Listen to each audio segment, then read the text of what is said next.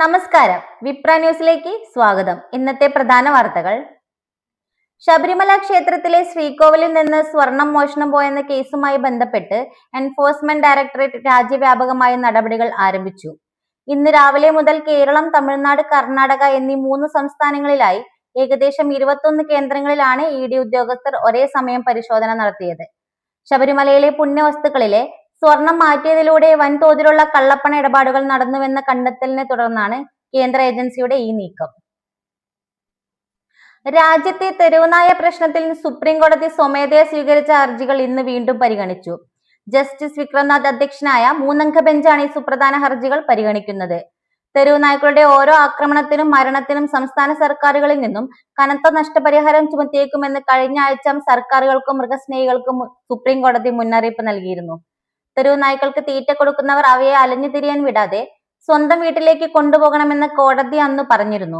കേന്ദ്ര സർക്കാരിന്റെയും ചില സംസ്ഥാനങ്ങളുടെയും വാദമാണ് ഇന്ന് നടന്നത്. സംസ്ഥാന മൃഗത്തിനും പക്ഷിക്കും പുറമെ സ്വന്തമായ ഒരു സംസ്ഥാന സൂക്ഷ്മാണുവിനെ പ്രഖ്യാപിക്കുന്ന രാജ്യത്തെ ആദ്യ സംസ്ഥാനമായി കേരളം മാറുന്നു.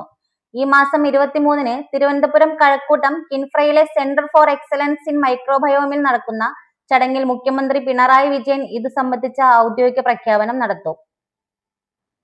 ദേശീയഗാനത്തെ ചൊല്ലിയുള്ള തർക്കത്തെ തുടർന്ന് തമിഴ്നാട് നിയമസഭയിൽ നിന്നും ഗവർണർ RN രവി ഇറങ്ങിപ്പോയി.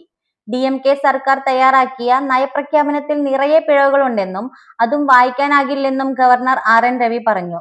സമ്മേളനത്തിന്റെ തുടക്കത്തിൽ ദേശീയഗാനം ആലപിക്കാത്തതിനെയും ഗവർണർ വിമർശിച്ചു. വിമർശനത്തിനിടെ ഗവർണറുടെ മൈക്ക് സ്പീക്കർ ഓഫ് ചെയ്തു.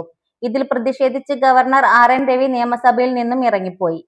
നയപ്രഖ്യാപന പ്രസംഗം വായിക്കാതെയാണ് ഗവർണർ RN രവി നിയമസഭയിൽ നിന്നും ഇറങ്ങിപ്പോയത്. തുടർന്ന് സ്പീക്കർ N അപ്പാവു നയപ്രഖ്യാപനം നിയമസഭ പാസാക്കിയതായി പ്രഖ്യാപിച്ചു. നയപ്രഖ്യാപന പ്രസംഗം ഇനി മുതൽ വേണ്ടെന്ന് മുഖ്യമന്ത്രി സ്റ്റാലിൻ അഭിപ്രായപ്പെട്ടു.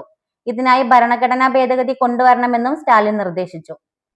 ന്യൂസിലാൻഡിനെതിരായ ഏകദിന പരമ്പര നഷ്ടമായതിന് പിന്നാലെ ഇന്ത്യൻ ക്യാപ്റ്റൻ ശുഭ്മാൻ ഗില്ലിനെതിരെ മുൻ താരങ്ങൾ രംഗത്തെത്തി.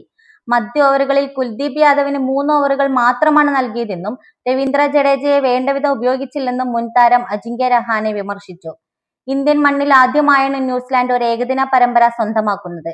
മധ്യ ഓവറുകളിൽ വിക്കറ്റ് നേടാൻ ബോളർമാരെ ഉപയോഗിക്കുന്നതിൽ ഗില്ലിന് പിഴച്ചുവെന്നും സഹീർ ഖാനും അഭിപ്രായപ്പെട്ടു. ഇതുപോലുള്ള ന്യൂസ് അപ്ഡേറ്റ്സിനായി വിപ്ര ന്യൂസ് സബ്സ്ക്രൈബ് ചെയ്യൂ.